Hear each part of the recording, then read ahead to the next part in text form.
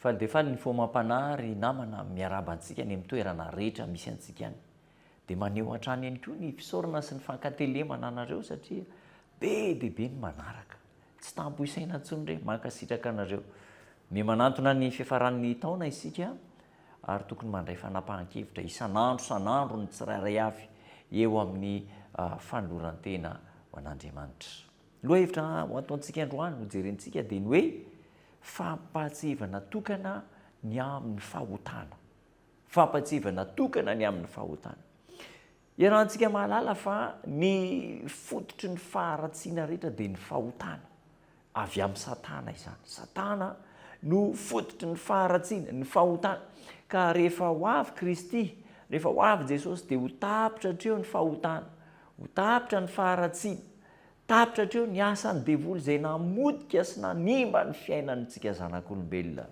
Ireo voavonjy rehetra kosa dia hoentin'ny Kristy araka any an-danitra hifaly, hirako, ho sambatra mandrakizay, hirariana ao anatin'izany ianao, ao anatin'izany ianao sy ny ankonanao, zaho sy ny ankonako ny zanak'Andriamanitra rehetra. Ary ny fahotana sy ny devoly dia ho levonin'Andriamanitra mandrakizay. Andengy jerentsika kely izay voasoratra ao Matthieu 5:20 zao ny ambaran'ny tenin'Andriamanitra. Matthieu 5:20 vakina amin'ny anaran'i Jesosy. Ary dia ilaza amin'ny aokaviany iray kosa izy hoe miala amiko ianareo izay voaozona ho any amin'ny afo maharitra mandrakizay izay voavoatra ho an'ny devoly sy ny anjeliny. Oravan'Andriamanitra ny devoly sy ny anjeliny any amin'ny afo maharitra mandrakizay. Ary tsy hisy fahotana intsony. Ny voavitra amin'izay inona ny zavatra hitranga? Ahoana ny manjoan'ny fianakaviana rehetra voavitra any an-danitra? Ao amin'io Matthieu ihany 5:4-7 zao ny ambaran'ny tenin'Andriamanitra.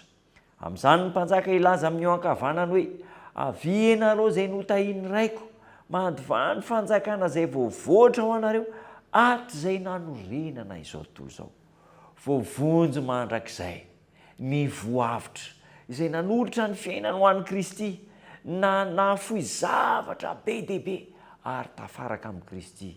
Avy ianareo izay notahiany raiko, mandovany fanjakana izay voavoatra ho anareo hatrizay nanorenana izao tontolo izao. Satana sy ny anjeliny kosa dia ho levina mandrakizay. Ohabolana 1:30 andininy izay natokana ho amin'ny androany.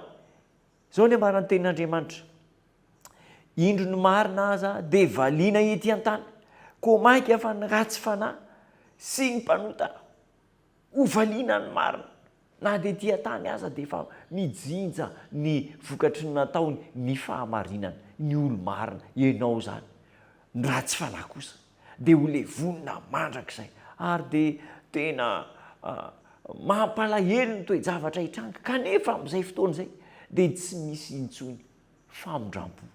Zay voavonjy mandrakizay, zay very dia very mandrakizay. Ry namana, zao ny fotoana fanararaotana.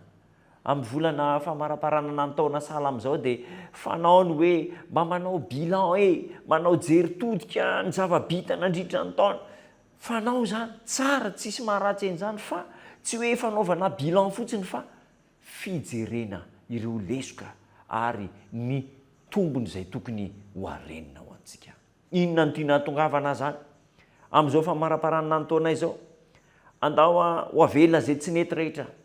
Ireo toetra tsy mahomby teo amin'ny fanarana an'Andriamanitra, teo amin'ny fianakaviana, teo amin'ny fiarahamonina, avelany fa mandray fanapahan-kevitra kosa ny tsirairay ny amin'ny hoe Jesosy eo. Efa namonjy teo amin'ny hazo fijaliana ianao, nanavitra ianao ka noho izany alefako hatramin'ny farany izany fanoloran-tena izany ho anao mandrakizay, ho voavonjy mandrakizay. Tsy ho azo tanterahana ve izany? Azo tanterahana zany satria tiantsika Jesosy ary isika dia tia azy koa. Raha sitraka ao dia andao hiara hivavaka isika ho famaranana izao fotoana ny fanapahan-kevitra eo ambany fanaraha-mason'i Kristy izao. Hivavaka isika. Saotranao Jesosy Tompo fa maty hamonjy anay ianao ary anavitra anay voavitra mandrakizay, terizo izahay ho anao ka atolotra isan'andro anao ny foa mampananay. Ny fahadosoanay, ny fahotanay ireo tsy mety rehetra vita dia hifonana ary ho alevina izany tsy hipotra intsony ka ny fiainanay dia fiaina mpahasambarana miaraka aminao. Amin'ny anaranao Jesosy tompona nonako ny vavaka. Amen.